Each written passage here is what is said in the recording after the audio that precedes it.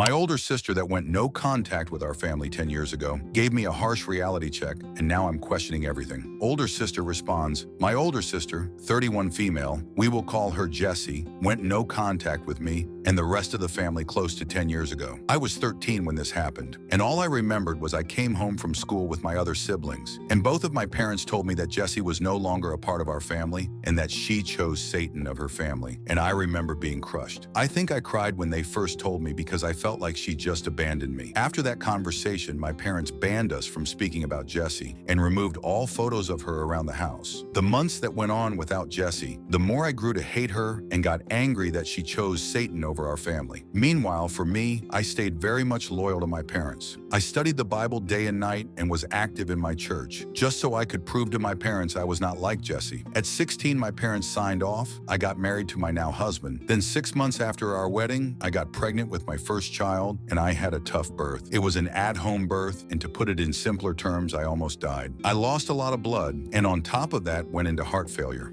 I didn't know, but Jessie tried showing up to the hospital, but my parents had security escort her out. Jessie tried to reach out to me numerous times throughout the years, but I always blocked her because I was under the impression she was an apostate. Fast forward to now, I'm 23 and I have 4 daughters. Also, recently found out I was pregnant, and I went to an eye doctor appointment, and guess who was at the front desk? My older sister, Jessie. I was kind of stuck for a moment because a part of me wanted to just hug her and tell her how much I missed her, but I just couldn't, given everything I was told about her. She tried to make small talk with me, but I gave her the cold shoulder a bit. Towards the end of my visit, she gave me a card with her number and told me to please meet up with her to explain her side. After 3 days of going back and forth with myself, I decided to meet up with her for closure initially. She told me she never wanted to leave me, but the church left her no choice. Her ex-husband that she was married to while she was in the church was abusive towards her and was beating the crap out of her, and she begged our minister to be released from marriage, and he didn't allow it. Since she was scared for her and my nephew's life, she left. As awful as it sounds, I did not believe her because her ex-husband got remarried to one of my friends, and she has no visible signs of abuse, or let alone told me she was getting hurt by him. She then went into how our parents are a part of a cult and how it destroyed our family. I remember I did get angry with her and started calling her an apostate and that she was lying to protect herself from sin. She then just lets me have it and says, I've been trying to be nice to you because even if you don't feel like it, you're a victim. You were a child bride that also dropped out of school to become a wife and mother. The only reason why the church is nice to you is because of your daughters, and they don't want to piss you off and lose the girls. If you want to continue to be brainwashed and spineless, be my guest. But if you can't leave for yourself, leave for your daughters. Then she just gets up and leaves. Ever since that conversation, I've been replaying everything I was ever taught in my life and questioning it. I've been Googling, reading Reddit stories, but thinking about the religion I invested so much time into being a complete lie is honestly too hurtful to think about, especially my husband. Is our relationship a lie? Did he groom me, or was he also a victim of the circumstances of our religion? I have the answer to none of these questions, and I quite honestly don't know if I want to know. Edit. Thank you everyone for the feedback. I've been reading all the comments and to answer a couple repetitive questions. I don't feel comfortable revealing what church I'm a part of, given I have no idea if anyone actually creeps on Reddit, and I don't want to risk it. Secondly, my husband, he's not abusive towards me and never once laid his hands on me or his daughters, but also he works 60 hours a week, so our time together is limited these days. As far as my sister, she has sent me a follow-up text after our conversation, apologizing to me for being blunt with me, and I haven't responded because I still have so much to think about and have virtually nowhere to start, it feels. But also, I want to apologize if I came across as a victim blamer in my post. That's never my intention. The sister responded with her own Reddit post. I'm the older sister that went no contact and gave my sister a harsh reality check.